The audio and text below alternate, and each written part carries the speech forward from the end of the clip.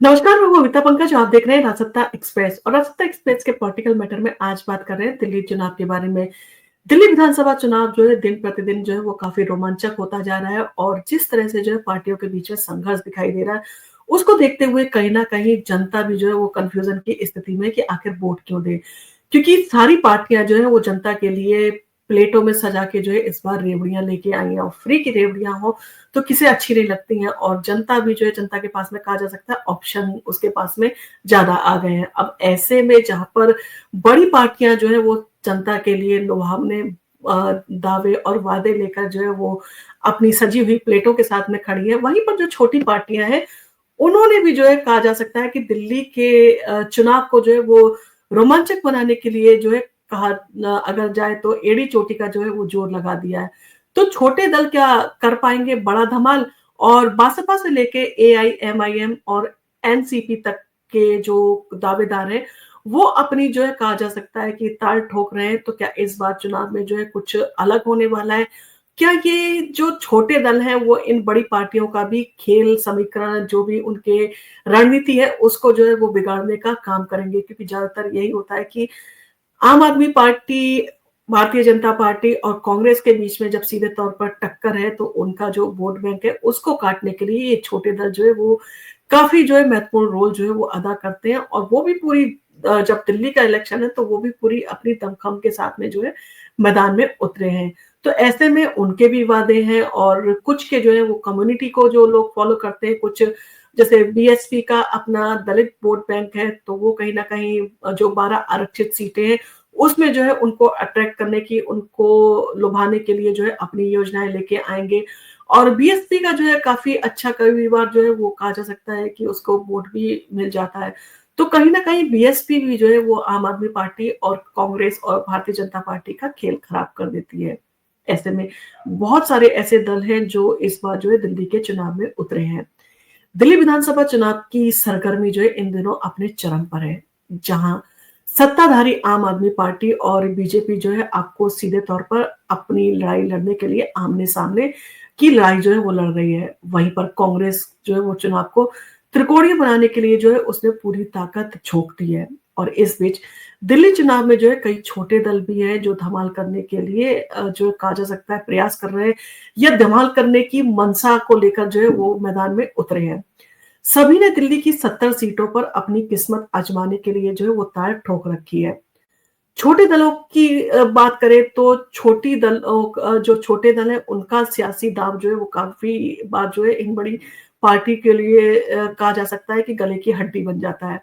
दिल्ली विधानसभा चुनाव 2025 में कुल 70 विधानसभा सीटें हैं जिसके लिए 699 उम्मीदवार जो है वो मैदान में हैं। कांग्रेस और आम आदमी पार्टी ने सभी 70 सीटों पर जो है अपने-अपने प्रत्याशी जो है उतारे हैं। जबकि भारतीय जनता पार्टी ने 68 सीटों पर जो है अपने प्रत्याशी उतारे हैं और 2 सीटों पर जो है वो अपनी सहयोगी दलों के लिए जो है उसने सीटें छोड़ी हैं। और इसके अलावा जेडीयू और कहा जाए एलजेपी जैसे छोटे दल जो है एक-दूसरे जो दल है वो एक-एक सीट के लिए जो वो संघर्ष कर रहे हैं, तो इनमें जो है वो अपनी किस्मत आज़मा रहे हैं। तो इस तरह से दिल्ली के चुनावी दंगल में जो है मुख्य रूप से आम आदमी पार्टी, भारतीय जनता पार्टी और कांग्रेस के बीच में जो है सीधे तौर पर टक्कर नजर आ रही है। लेकिन छोटे और क्षेत्रीय दलों के जो है बढ़ते कदम ने इस सियासी माहौल को जो है और भी दिलचस्प जो है वो बना दिया है और इसकी टेंशन जो है बड़ी पार्टियों को भी है। उनको भी ये सारी चीज़ें जो है समझ में आ रही है कि कहीं न कहीं अगर इनकी पार्टियों की रणनीति या इन्होंने जो है कहीं अपना दमखम ज़्यादा लगाया, तो उनके समीकरण, उनके जो खेल है उसको बिगाड़ सकती है। तो कौन-कौन से छोटे दल हैं जो चुनावी मैदान में उतरे हैं दिल्ली के चुनाव में और इसमें कौन-सी ऐसी पार्टियाँ हैं जो इन 3 बड़ी पार्टियों का खेल बिगाड़ सकती हैं? तो पहली पार्टी है एआईएमआईएम यानी कि असदुद्दीन ओवैसी की जो है ये पार्टी है और एआईएमआईएम दिल्ली में जो है सिर्फ 2 सीटों पर उन्होंने अपने उम्मीदवार उतारे हैं और मुस्तफाबाद और ओखला दोनों प्रत्याशी जो है ताहिर हुसैन और जो कहा जा सकता है रहमान यानी कि ताहिर हुसैन और सफ़ाउर रहमान जो है वो दोनों ही जेल में हैं और अभी आपने देखा कुछ टाइम पहले ताहिर हुसैन ने जो है वो अंतरिम ज़मानत की माँग की थी जिसको दिल्ली हाई कोर्ट ने जो है वो ठुकरा दिया यानी कि उनको प्रचार करने के लिए जो है अंतरिम ज़मानत नहीं मिली है। अब इन सारी चीज़ों के साथ में जेल से ही वो लोग चुनाव लड़ेंगे और ओवैसी के मुताबिक जो है उनका मुख्य जो उद्देश्य है दिल्ली में मुस्लिम वोटों को जो है अपनी ओर आकर्षित करना है, यानी कि मुस्लिम वोट बैंक है उसको अपनी तरफ आकर्षित करना है। हालांकि ओवैसी जो है इतने सफल नहीं रहते हैं दिल्ली में और वो अभी कहा जा सकता है उनकी पार्टी और वो कहीं ना कहीं संघर्ष की लड़ाई जो है इस समय लड़ रहे हैं। इन सारी चीजों के साथ में बहुजन समाज पार्टी भी जो है काफी महत्वपूर्ण पार्टी है और बसपा जो है इस बार दिल्ली में 70 विधानसभा सीटों पर जो है उन्होंने 69 अपने उम्मीदवार जो है वो उतार रही है और एक उम्मीदवार जो है अभी उन्होंने नहीं उतारा है। तो बाबरपुर सीट को छोड़कर सपा के मुकाबले और भारतीय जनता पार्टी के मुकाबले और आम आदमी पार्टी के मुकाबले कांग्रेस के मुकाबले जो है वो सपा ने जो है अपने प्रत्याशी उतारे हैं। खास बात यह है कि बहुजन समाज पार्टी ने कई आरक्षित सीटों पर दलित प्रत्याशी जो है उतारे हैं और मुस्लिम बहुल इलाकों में गैर मुस्लिम प्रत्याशी जो है वो खड़े किए हैं, जिससे दिल्ली का चुनाव और भी रोचक हो गया है। बसपा का सियासी आधार जो है वो दलित वोटों को आकर्षित करना है और उनका जो दलित वोट बैंक है वो उनके पक्ष में आए, इसलिए भी जो है वो बहुजन समाज पार्टी काफी प्रयास कर रही है और वो इस बार जो है नया सियासी प्रयोग जो है वो करने जा रहे हैं। आपने देखा लोकसभा के चुनाव में जो है वो जिस तरह से उनको सीटें नहीं मिली थी, कहीं ना कहीं उससे आहत है और अपनी रणनीति में जो परिवर्तन करते हुए बहुजन समाज पार्टी जो है दिल्ली की मैक्सिमम सीटों को जो है जितनी आरक्षित सीटें हैं उनमें से जो है वो सीटों को जीतने की कोशिश जरूर करेगी। इसके साथ जो है एनसीपी यानी कि नेशनलिस्ट कांग्रेस पार्टी जो है वो महाराष्ट्र की पार्टी है और महाराष्ट्र की सियासत में दिग्गज नेता अजीत पवार की एनसीपी ने भी जो है दिल्ली चुनाव में दमखम दिखाने की कोशिश की है और एनसीपी ने दिल्ली की 70 सीटों में से 30 पर जो है अपने उम्मीदवार उतारे हैं। चुनाव में जो है अपनी किस्मत आजमाने के लिए वो पूरी ताकत जो है वो झोंक रहे हैं और अजीत पवार का जो है काफी अच्छा कहा जा सकता है असर भी रहता है। तो ऐसे में अजीत पवार भी जो है खुल के बैटिंग करने के मूड में है। चौथे नंबर पे जो पार्टी है वो चंद्रशेखर आजाद की आजाद समाज पार्टी है और चंद्रशेखर आजाद भी जो है युवा नेता है और काफी तेजी से आगे बढ़ रहे हैं। तो दलित राजनीति के उभरते नेता चंद्रशेखर आजाद की आजाद समाज पार्टी भी दिल्ली विधानसभा चुनाव में जो है कई सीटों पर उन्होंने अपने प्रत्याशी उतारे हैं, यानी कि वो दिल्ली विधानसभा चुनाव में जो है वो सीधे तौर पर जो है मुकाबला कर रहे हैं। आजाद समाज पार्टी का लक्ष्य जो है वो दलित समाज के हितों की आवाज उठाना है, यानी कि बहुजन समाज पार्टी और चंद्रशेखर आजाद के बीच में जो है आपको टक्कर भी देखने को मिल सकती है दलित वोटों को जो है वो हासिल करने के लिए। अब इन सारी चीजों के अलावा अन्य क्षेत्रीय छोटी पार्टियां हैं वो भी जो है अपना दमखम दिल्ली में दिखा रही हैं। इसके अलावा दिल्ली चुनाव में कई ऐसी छोटी पार्टियां हैं जो अपनी किस्मत आजमा रही हैं, जिसके बारे में शायद ज्यादातर लोग जो है वो पहले से नहीं जानते या उन्होंने इन सारी पार्टियों के बारे में जो है पहले कभी नहीं सुना है। इसमें गरीब आदमी पार्टी, आम आदमी संघर्ष पार्टी, सम्राट मिहिर बहुजन समाज पार्टी, सांझी विरासत और आपकी अपनी पार्टी और नवरण कांग्रेस पार्टी और रिपब्लिक सेना जैसी नामचीन पार्टियां जो है वो शामिल हैं। ये पार्टियां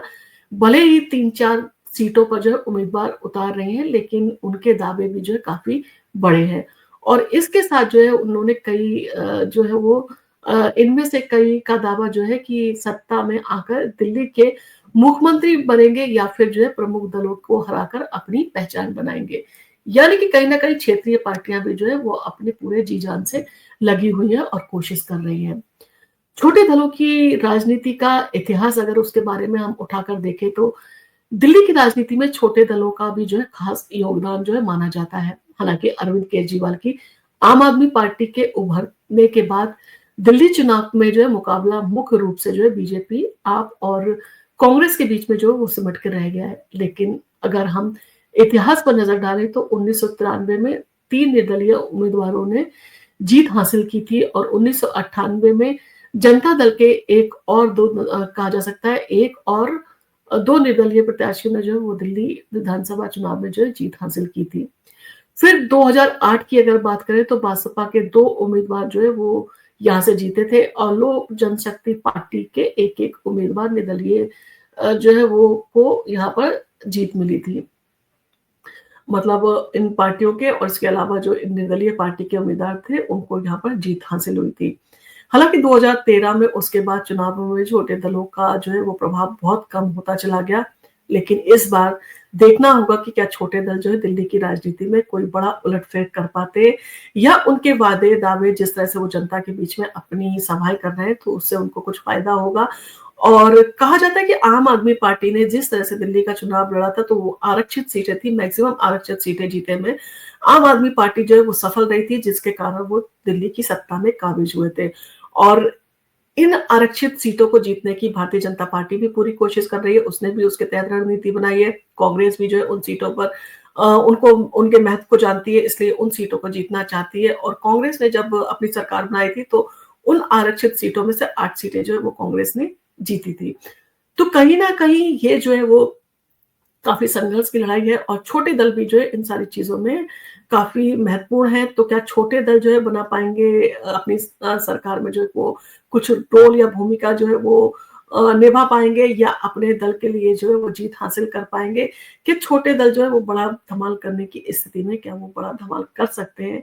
तो दिल्ली चुनाव में इस बार छोटे दलों का जो है चुनावी मुकाबला दिलचस्प होने वाला है, जहाँ एक ओर कांग्रेस, आम आदमी पार्टी और बीजेपी ने अपनी पूरी ताकत झोंकी है, वहीं छोटे दल भी जो है अपने सियासी दावे जो है वो पेश कर रहे हैं। दिल्ली में इस चुनावी समर में जो है कहा जा सकता है, छोटे दलों की रणनीति और दावों को जो है नज़रअंदाज करना मुश्किल है।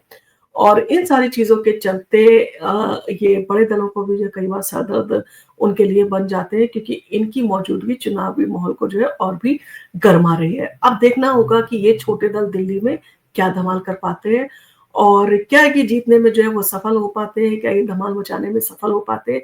या फिर बड़ा मुकाबला जो है बड़े दलों के बीच में ही सिमट कर रह जाएगा। इन सारी चीज़ों के बारे में आपका क्या कहना है? क्या आपको लगता है ये छोटे दल भी जो है वो महत्वपूर्ण रोल दिल्ली के चुनाव में निभा सकते हैं या निभाने जा रहे हैं या निभाने वाले हैं? इन सारी चीज़ों के ऊपर आपका जो भी कमेंट हो आप हमें कमेंट करके बता सकते हैं। और आपको अगर हमारा वीडियो पसंद आया तो आप इसको लाइक कीजिए, शेयर कीजिए। अपने फैमिली और फ्रेंड्स के साथ में भी आप शेयर कर सकते हैं। और आप अगर हमारे चैनल पर पहली बार आए हैं या आपने अभी तक हमारे चैनल को सब्सक्राइब नहीं किया है, तो आप हमारे चैनल को सब्सक्राइब ज़रूर करें। धन्यवाद।